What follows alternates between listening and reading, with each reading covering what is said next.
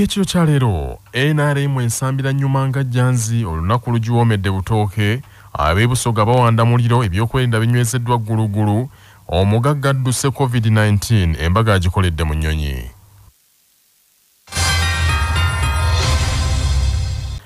Jacob Lokoli Olanya omubaka akiikirira omulooka kano ye sipiika wa paalamenti y'e11 awanduddemu abadde mukama we Rebecca Alitwala Kadaga ne muna FDC Ibrahim Ssemujju Nganda be babadde batunka ku kifo ekyo. Olanya afunye obululu 310 Rebecca Kadaga n'amuddira n'obululu 197 so nga Ibrahim Ssemujju Nganda abuuseyo n'obululu 15. Ababaka 524 balonze ku babaka 529 abagenda okubeera mu paalamenti y'e11 wabula obululu 2 bubadde bufu. Jacob Olanya okutuuka ku buwanguzi buno ekibiina kye kya NRM kyamaze kumuwandako ddusu mu lutuulo olw'enjawulo olw'akakiiko akafuzi aka SEC ekyawaliriza Rebecca Kadaga okwesimbawo ku bwannamunigina.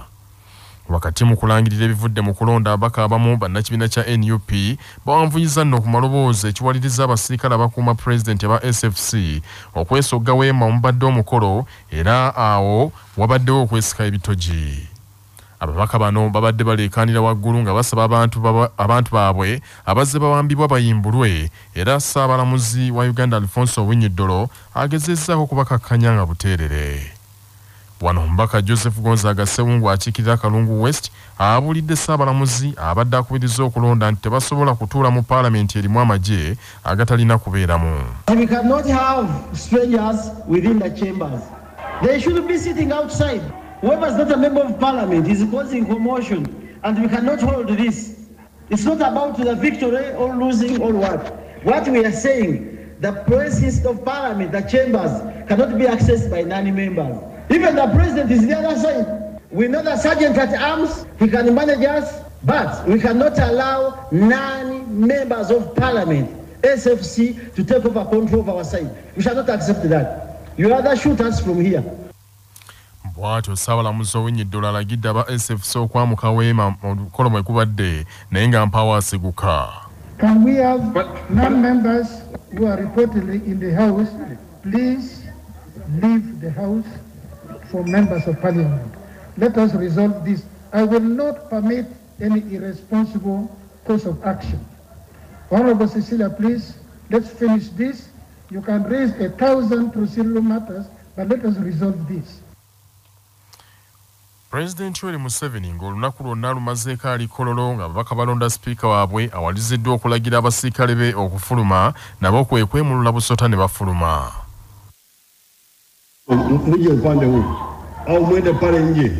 Last year, all soldiers get out of the tent, go either behind the other fence or this side. Okay? They are also busy bodies. Mtoki huko. Toka. Okay, so what is his man? The other man from Sewung now, your allergy is treated. Because Sewung is allergic to SFC. Sorry, your lordship.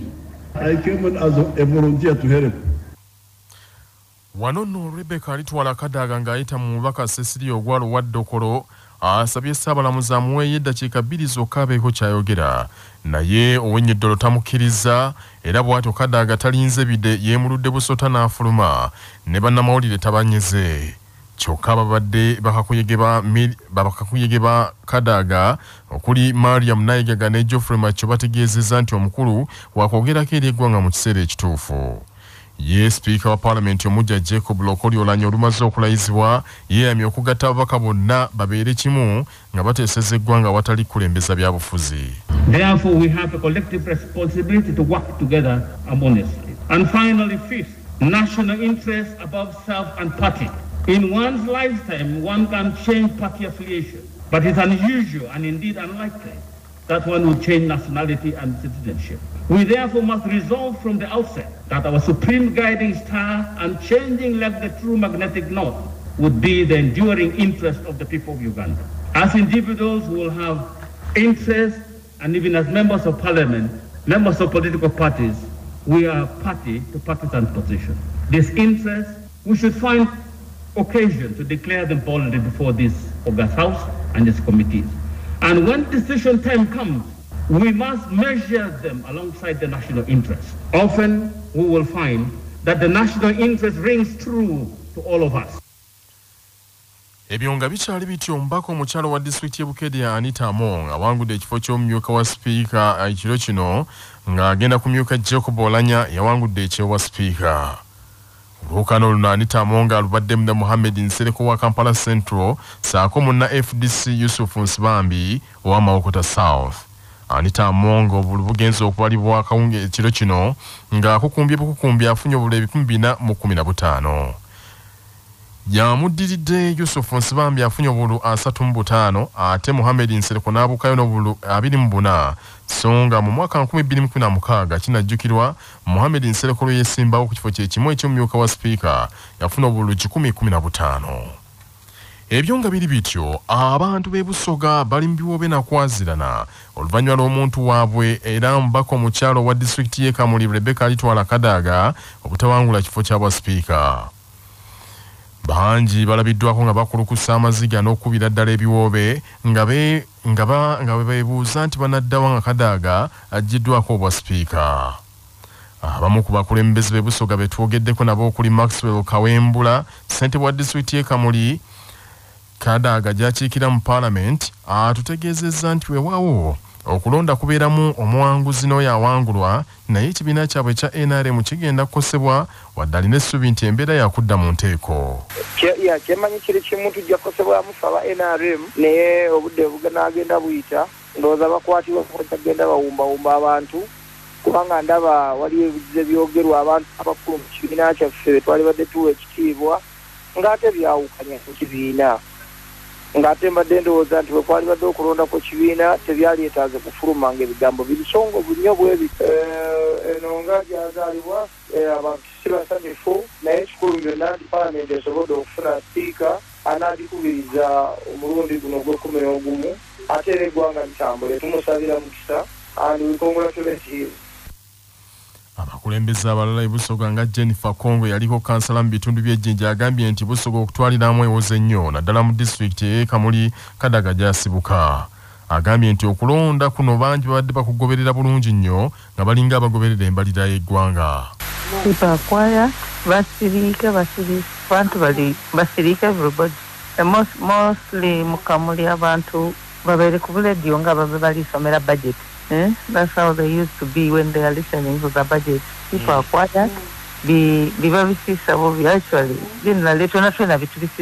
people of Busoga region. Very few people who had celebrated in their houses, maybe, and everyone is asking him or herself, "What next? What are we going to do?" Yet we have nothing to do. But people asking themselves, "What is next? What is next for our mama?" That's the thing in Busoga. Amalala getujja e Busoga ebyokwerinda binywezeddwa gguluggulu naddala mu kibuga Jjinja n'ekibuga ky'e Kamuli Rebecca Kadaaga gy'ava oluvannyuma lwa Kadaaga okumegebwa ku kifo ky'obwa sipiika. Bwe tufunidde gano nga amagye ne poliisi biiriddwa mu bungi mu bitundu ebyo. Mu buufu bwe bumu ababaka ba Paalamenti abadde bawagira omubaka omukyalo wa disitulikiti y'e Kamuli Rebecca alitwala Kadaaga basigadde batolotooma ng'enkoko enywedde amazzi amanaabeemu ku kyalo kwekulidde oluvannyuma lw'omuntu waabwe okumegebwa Jacob Oulanyah ku kifo ky'obwa sipiika obwa Paalamenti ey'e11. Oulanyah awangudde Kadaaga mu kulonda okubadde okuwakasa mmeeme okubiriziddwa Ssaabalamuzi Alfonso Owiny-Dollo afunye obululu 310 Kadaaga n'afuna 197. Omubaka omukyalo wa disitulikiti y'e Masaka Joan Namutaawe n'omubaka wa Bukomansimbi North Dr. Ndiwalana Christine Ndagire bagambye nti ababaka ba NRM baweereddwa omudidi gw'ensimbi n'obagattako n'okubatiisatiisa singa tebawagidde Jacob Oulanyah. Kulonda tugenze bulungi n'akamu abantu b'NRM batulaze olwaleero nti Paalamenti tesobola kubeerawo nesitandinga yokka nekola ebintu byayo nga bikikwatako yokka. Balaze nti bakolera omuntu omu Pulezidenti Museveni n'abamulya mu ngalo. Naye situli basanyufu bawadde nnyo enguzi bamemba ba Paalamenti bana ba NRM basooka ne babawa enguzi nga bali ekyankwanzi miliyoni 220 bazze essaawa 4 nga bakulaga nti era ddala balina bwe bava kubanga bo babadde bajja bayiise lumu balina basoso bakuŋŋaanyiriza era benyini nyine era betujjamu amawulire era ntukimanya era n'olwaliro babongedde miliyoni 2 Stephen Kisa omubaka wa Luwuuka South omu ku babadde banoonyeza Kadaga akalulu agambye nti Kadaga waabwe abadde tavuganya ne Oulanyah amuwangudde naye abadde avuganya ne gavumenti ya NRM yonna era abakulu mu gavumenti bakoze ekisoboka kyonna okumulemesa. Abakulu bakubye amasimu kiro kyonna so olw'okuba embeera yebaddewo abantu abasinga babatiisizza nnyo. Abantu abasinga tumaze okulira engambo nti waliwo kye babawadde so nganze mbadde noonyeza Kadaga akalulu manyi nti tutuse ku buwanguzi era manyi nti ne kyamaani w'ekibiina President Yoweri Kaguta Museveni kyamaani wange akitegedde olwaleero nti Kadaga alina amaanyi mu kibiina ate alina amaanyi mu ggwanga lino Uganda. Wabula omubaka omukyalo wa disitulikiti Kyotera Fortunate Nantonga agambye nti ebivudde mu kulonda byebyo batambuliraawo bakolerere eggwanga. Tuyinza okubanga abamu ku ffe tubadde tuwagira tayiseemu naye nga palamenti ey'e11 tukkiriziganya nti tujja kusobola okukola ne sipiika awangudde kubanga abantu baffe tebasinga okwetaaga bwe buweereza. Abannayuganda tubakubiriza tukkirize byonna ebivudde mu kulonda tukkirize nti tulina okutambula mu maaso okulaba nga tuweereza eggwanga n'abakulembeze abasaliddwayo leero. Ate omubaka Robert Kasolo akiikirira Iki ye agambye nti okulonda kubadde kwa mazima na bwenkanya kyokka ekibiina kya NRM okulonda kuno kukiyuzizza nnyo. Biina tutule twogere ku nsonga ezo n'okusaba okulala okwensinga okusaba nti ono right honorable Kadaga mukulu mu kibiina namba 3 mu kibiina w'amaanyi mu kibiina aweereza mu kibiina era ekibiina awangulidde ekibiina ebintu bingi nnyo ate akyali member of parliament wekamuli era ng'akiika mu parliament n'olwekyo yeetaagibwa mu buli ngeri yonna. Ebya parliament nga bikyali bityo abantu ba Uganda baweereddwa amagezi okwongera okwenyumiriza n'okwenyigira mu byobufuzi Buganda esobole okutuukiriza obulungi ebiruubirirwa byayo n'okuddira ddala ku ntikko. Bwabadde yeetabye mu kusaba okwenjawulo kw'okujjukira bwe giweze emyaka 55 bukya gavumenti ya Milton Obote erumba olubiri Mengo ng'ennaku z'omwezi 24 mwezi gwali gwa kutaano omwaka 1996 okubadde mu lutikko e Lubaga. Omulangira David Kintu Wasajja agambye nti awatali Buganda kubeera mu byabufuzi buli kintu kya kubayita mu myaganya gyangalo kwe basaba okweteekateeka obulungi beesogge ebifo eby'obuweereza. Nyongera okukubiriza abantu baffe ate era okwettanira ebyobufuzi kubanga abantu kati oboolyawo abakola ebiragiro ebitukwatako oyinza okwesanga nti ate olusi bakkiriza mu kyokkiririzaamu kubanga butabeere n'abantu baffe mu bifo ebyo bajja tutolerangako obutoolezi. Abadde ntunula mu bajeti y'omwaka guno ku mabanga 10,000 Buganda gebanja gavumenti temuli kintu kya Buganda temuli kusasula Buganda n'akatono. Juzi mwawulira Katikkiro yali ajjukiza bannaffe nti bannaffe mutwe ebyaffe bannaffe bali mu bizimbe byaffe bali mu ttaka lyaffe bagaanidde ebyapa endowooza ekintu ekyo sikyabwenkanya. Bwe tuba nga twagala okugondola ebizibu ng'ensi ebyavaako akatabanguko babeerewo obwenkanya kubanga bannaffe bali Makindye Barracks basasula Makindye ngeri wano mwaka gumu 3 myaka giwera 10 Makindye ne Court Martial Congo Barracks manyi bulungi mwali mu ddwaliro lya Uganda bannaffe tebasasula. Akasongola eri National Radar Center ya Uganda ya Uganda yonna bannaffe tebasasula. Basasula buli omu kujjako Buganda Atali Barracks Air Force waliwo ne Masaka Kakata square miles nga 4 waliwo ennyonyi zino zitrainingira basasula buli omu naye Buganda tebasasula. Kati ero lyajjuzibwa mu 93. Katikkiro wa Buganda akiikiriddwa omukubiriza w'olukiiko lwa Buganda Patrick Wagamugumbule agambye nti ebyaliwo tebisobola kukyusibwa wabula embeera eyavaako ebyo yeesaanye okuggwawo mu ggwanga lino. Ekireeta ebizibu ng'ebyo n'obutateeka kitiibwa mu nfuga egoberera amateeka awamu n'okuteeka ekitiibwa mu ddembe ly'omuntu ery'obwebange. Bwe tutyo tusaba abakulembeze bonna okuteeka ekitiibwa mu nfuga egoberera amateeka awamu n'okukuuma eddembe ly'obuntu bwebange. Bulamu bw'ensi eno buli kintu kyonna ekirungi kituukibwako okuyita okukulubana okukola ennyo. Akulembeddemu ekitambiro kya mmisa Monsignor Gerald Kalumba alabudde abakulembeze ku mitendera egy'enjawulo bakomye okuteekawo embeera eyinza okuzzaawo ebyo ebyaliwo gamba ng'okutulugunya bannayuganda. Naye era tufunye emikisa mingi okutegeera bye twandibadde tukola. Emikisa tubadde tugifuna. Ki ekitulemesezza okwetereeza tutambule nga tulengera gye tulaga, tutambule nga twekulaakulanya mu ngeri esaanidde, tutambule nga tusinganamu ekitiibwa. So si kutambula nga waliwo eyeewerera oli, ono yeewerera ono yeewerera oli, nja kubakolako, nja kubamalawo, ebifaanana ng'ebyo. Obutebenkevu ne bukendeera. Dr. Fred Musikamoga munnabyafaayo okuva ku ssettendekero wa Ssaabasajja Kabaka ya Muteesa the First Royal University alabudde abalowooza kusaanyawo Buganda tibasaanye balowooze ku byafaayo bafunire ensonyi eri Obwakabaka. Buganda yaggyibwa ku maapu. Obote yagezaako nnyo okulaba nti talekawo kintu kyonna kiteeka Baganda wamu.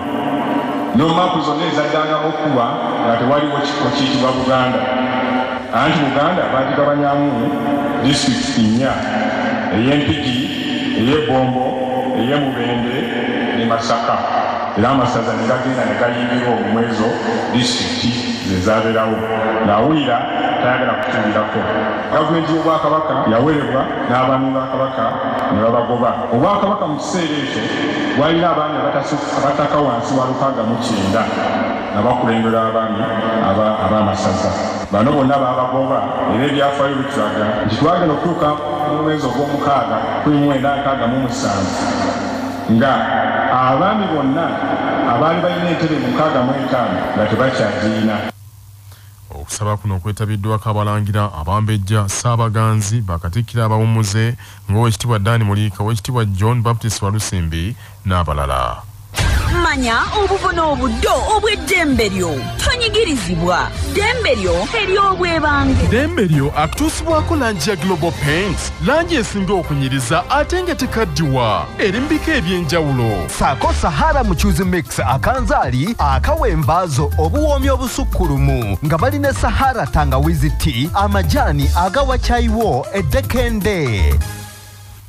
Kimenya amateeka avunaanyizibwa kulwanyisa obuli bw'enguzi okutuulira obujulizi ku bukenuzi nga munnamateeka Sylvia Nambiru Mukasa bw'annyonnyola.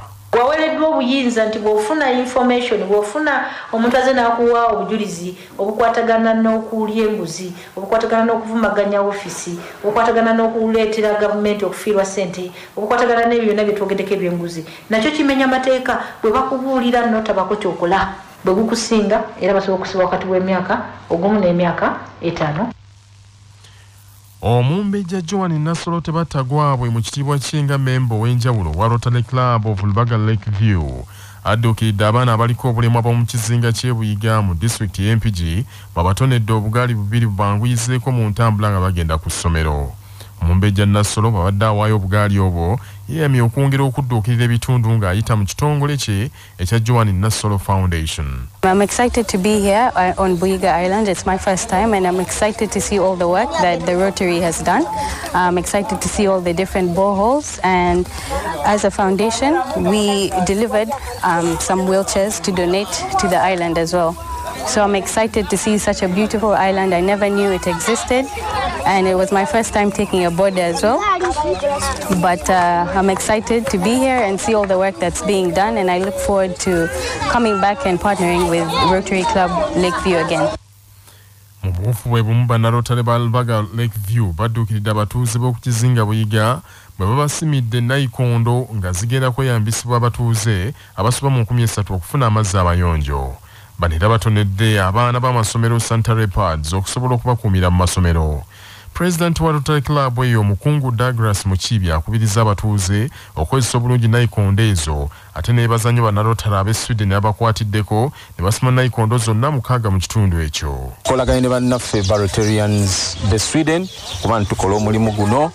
Leero tuwadde enzizi zino 2 tuzigasse ku ndala 2 ezaggwa ate tubuzayo endala 2 zezijja okubanga 6 kale ne tuba nti tulina essanyu okulaba nti ebintu bino bize kati bikwatikako senga abalotale nga tulina enkola eyo edduukirira gwe tutamanyi nti tuli mujjako n'ekintu kyonna ekirala tukoze kuba nti tudduukiridde bantu ba mu kitundu kino n'omutima gumu nabo tubakubiriza berekereze baddaabirize batole akasente akanaddaabiriza enzizi zino bafune amazzi ago amalungi.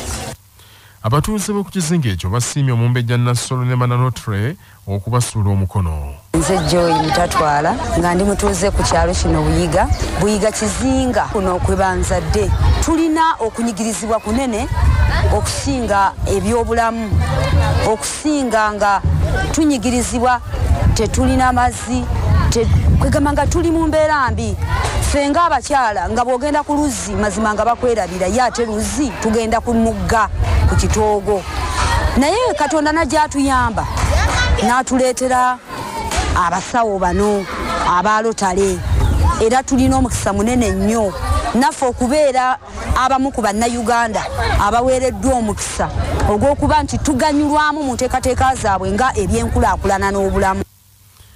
Omuwendo gw'abantu abakazuulwamu ekirwadde ki COVID-19 wano mu Uganda gweyongedde okulinnya. Minisitule y'ebyobulamu bwerangiridde abantu abalala 1,105 abazuuliddwamu ekiwuka. Bano be bamu ku bantu 2,962 abakebereddwa eggulo. Ku bano 129 basangiddwa wano mu Kampala, Moroto bajjeyo 22, Wakiso 13, Busia 5, Oyamu, Jinja, Tororo, Mbarara ne Mbale 22, Kapchorwa, Arua, Mukono ne Napaaka omumu. Kakana abakazuulwamu COVID-19 baweze emitwalo 4,300 mu 1919 wabula emitwalo 4,341 bajjanjabiddwa ne basuuka so nga waliwo munnansi afudde olwo abakafa olumbulege luno ne bawera 357. Minisitule y'ebyobulamu era egambye nti abantu abakagema ekirwadde kino baweze emitwalo 51 mu 1,164 abakyafuna doozi abakafuna doozi esooka songa 2,274 bamaze okufuna doozi ey'okubiri. Dr. Henry Mwebesa akulira ebyobujjanjabi by'ekibuga Minisitule y'ebyobulamu agambye nti balina essuubi nti eddagala erigema ekirwadde ekyo si lyakwonooneka kubanga abantu bongedde okujjumbira okwegemesa. Nannyini klabu y'omupiira ya Proline FC Mujibu Kasule ajeeyo empapula mu kakiiko k'ebyokulonda ak'ekibiina ekidukanya omupiira mu Uganda ekya FUFA okwesimbawo okuvuganya ku ntebe y'ekibiina kino mu kulonda okubindabinda. Mujibu Kasule okujjayo empapula kitegerekese nti kutandisa olwaleero eri abo abaigwanyiza ekifo ekyo nga kwakomekerezebwa olunaku olw'enkya ku kitebe kya FUFA Mengo. Kasule yekka ajeeyo empapula olwaleero wabula enkya abalala abeegwanyiza entebe eno okuli Bernard Atiku, Moses Magogo, President aliko kati omubaka Alan Sewanyana nabo basuubirwa okuzijjayo. Kasule era yajjayo empapula kulonda okwesimbawo kyokka teyakkirizibwa kuvuganya olw'okulemererwa okutuukiriza ebyali byetaagisa. Ku mulundi guli empapula zino zirina okuzzibwayo obutasukka nkya mu kakiiko k'ebyokulonda olwo zeekennenyezebwe ku Lwokusatu Ssabbiiti eno okulangirira abayiseewo. Amawulire okuva ebweru w'eggwanga. Mu nsi ya Buyindi olwaleero emboozi esibye ku mimwa gy'abantu ey'omusajja ensimbi gwe ziyitaba asazeewo okupangisa ennyonyi embaga ey'obugole ne bagikolera mu bwengula basobole okwepena amateeka amakali agassibwawo okwekuuma ekirwadde ki COVID-19. Ennyonyi eno ebadde ekubyeko obugule kitegerekese nti abagole baasitudde n'abagenyi baabwe 169 ne balinnya ennyonyi eyo n'amatiriboona gaabwe n'ebyassava wamu ne bejjawo buli kimu ne bakikolera mu bwengula. Ennyonyi eno yasimbudde okuva mu ssaza Tamil Nadu bwetyo bagyolekeza mu kibuga Bangalo nti era baatuusengako mu bitundu ebimu ne yeebongera mu bbanga abagole ne bawomerwa effuta. Ebifaananyi bifulumya olwaleero nga byoleka nti ennyonyi yabadde ejjudde bugule ng'ate gye buvuddeko essaza eryo Tamil Nadu lyayisa tteeka nga liwera abantu okuŋŋaana nti n'embaga ezeeyo tezirina kusussa bantu 50. Gavumenti ya Buyindi etandikiddewo okunoonyereza era yeeweza okukwata abamenyi b'amateeka bano abakyasaagisa ekirwadde ki COVID-19 mu kiseera kino nga kibogoya bwenvu. Abakampuni y'ennyonyi abapangisiza bano eyitibwa Spice bo beewolereza nti abaagipangisiza baalagaanye nabo nti akutambuzaamuko bagole bokka nga bavudde ku mbaga yaabwe. ekirwadde kya COVID-19 kigweza buyindi ebitoogerekeka bakafiirwa abantu emitwalo 30 ate abalwadde abayagga nakyo basuba mu bukadde 26 waliwo n'ebigambibwa nti omuwendo ogwo mutono kubanga waliyo bangi abali mu byalo eyo abaasalawo kufa ekisiiri nga tebamanyiddwa. Banaffe ag'essaawa zino kangamalirize mu bufunze. Jacob Lokoli olanya omubaka akiikira mu Lokakano ye Speaker wa Parliament ye-11 awanduddemu abadde mukama we Rebecca Kadaga ne munnaye FDC Ibrahim Ssemujjunganda. Ebyokwenda binywezeddwa ggulugulu mu kibuga ky'Ejjinja ne Kamuli oluvannyuma lwa Rebecca Kadaga okumegibwa mu kifo ky'obwa Speaker. Abantu ba Buganda baweereddwa amagezi bongera okwenyigira mu byobufuzi Buganda esobole okutuukiriza obulungi ebiruubirirwa byayo ate eddire ddala ku ntikko. Mu nsi buyindi olwalira emboozi esibye ku mimwa gy'abantu y'omusajja ensimbi gwe ziyitaba apangisizza ennyonyi embaga ey'obugole n'agikolera mu bwengula asobole okwepena amateeka ga COVID-19. Ge mawulire ekiro kya leero tukwagala nnyo ku y'obujjajja agundegunde omuteregga.